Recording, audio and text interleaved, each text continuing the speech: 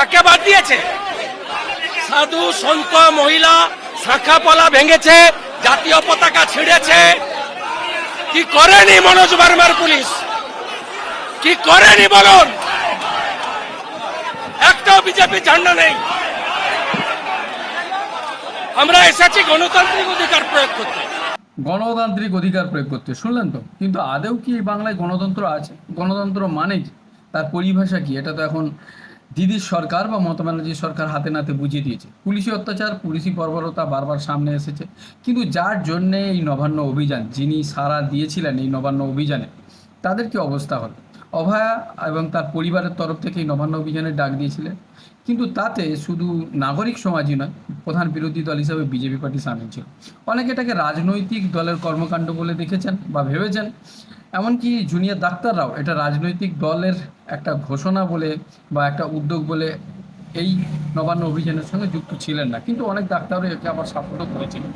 এখন প্রশ্ন যে এই নবান্ন অভিযান করে কতটা সফল বা অসফল, আদৌ কি অভয়া সে বিচার পেল?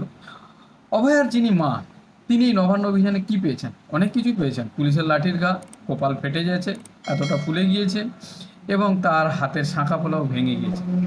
সেই ভিডিওটা আপনাদেরকে দেখাচ্ছি।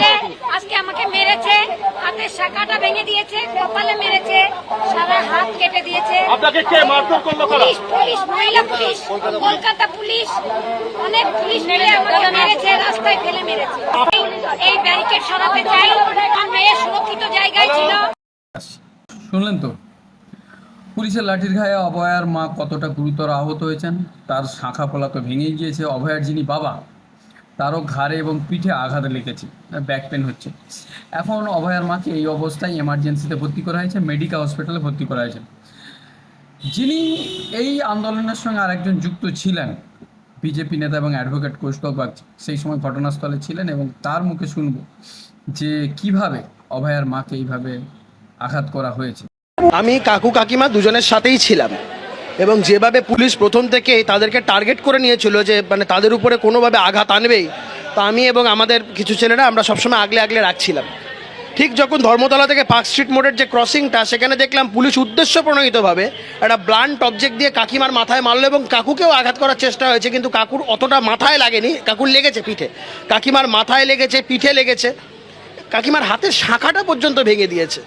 আগের বছর 9 তারিখে মেয়েকে মেরেছে, ধর্ষণ করে খুন করেছে, আর এই বছর 9 তারিখে বাবা মাকে হত্যা করার চক্রান্ত করেছেন মমতা বন্দ্যোপাধ্যায়। কপালে একটা বড় সোয়েলিং আছে, যেটা সাবকিউটেনিয়াস হেমাটোমা। আমি যেটা দেখতে পেয়েছি এক্সটার্নাল ফাইন্ডিং, কারণ ওখানে তো সব কিছু দেখা সম্ভব নয়।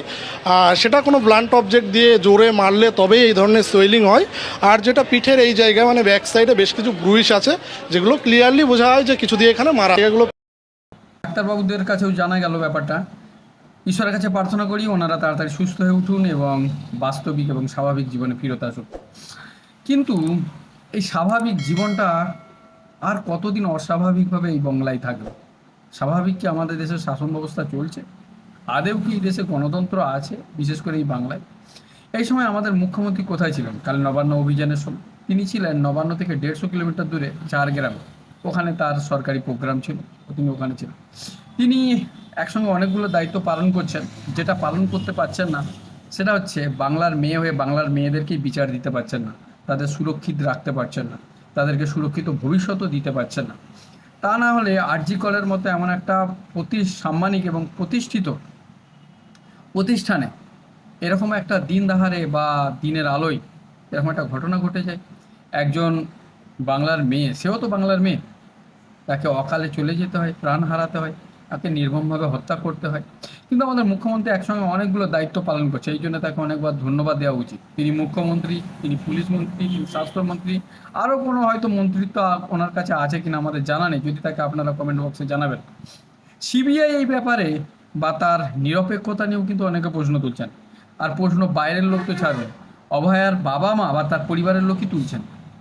এই নবান্ন অভিযানের আগে অভয়ার পরিবারের লোক দিল্লি গিয়েছিলেন, সেখানে অমিত শাহ এবং সিবিআই যিনি ডিরেক্টর তার সঙ্গেও দেখা করেছেন। কিন্তু অভয়ার পরিবারের তরফ থেকে অভয়ার বাবা মা এই কথা বলেছেন যে সিবিআইয়ের ব্যবহার মোটেই সন্তোষজনক ছিল না। যে সিবিআইয়ের উপর মানুষের ভরসা ছিল, সেই সিবিআই নিরপেক্ষতা নিয়েও ওনারা প্রশ্ন তুলছেন। রাজ্য পুলিশের নিরপেক্ষতা নিয়ে তো কথা সবাই জানেন, তাই ওনারা তো রাজ্য পুলিশ তো জানুন, সিবিআই যেটা সেন্ট্রাল এজেন্সি বলে আমরা সবাই জানি, তারও নিরপেক্ষতা নিয়ে প্রশ্ন তুলছেন। ওনাদের দাবি যেটা, যে সঞ্জয় রায় ছাড়া এই এত বড় একটা হত্যাকাণ্ডে আর কাউকে দোষী পাওয়া গেল না, তাকেই কেবলমাত্র দোষী পাওয়া গিয়েছিল, তাহলে বাকিরা গেল কোথায়? কারণ এত বড় একটা নির্মম হত্যাকাণ্ড কলকাতার বুকে, তাও আবার আরজি করের মতো একটা প্রতিষ্ঠিত প্রতিষ্ঠানে ঘটে গেছে, যেটা কম লজ্জার নয়, কম আশ্চর্যের নয়।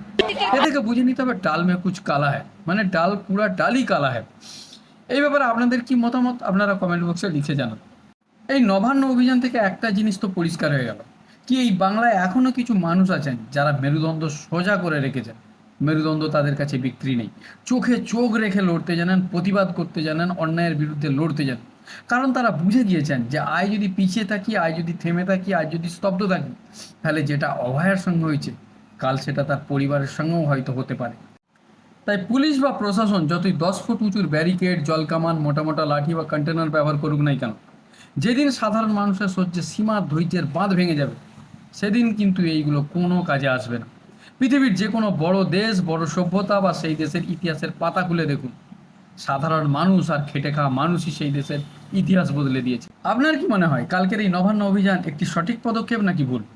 আপনার মূল্যবান মতামত কমেন্ট বক্সে লিখে জানান। আর দেখতে থাকুন এসবি নিউজ। ধন্যবাদ।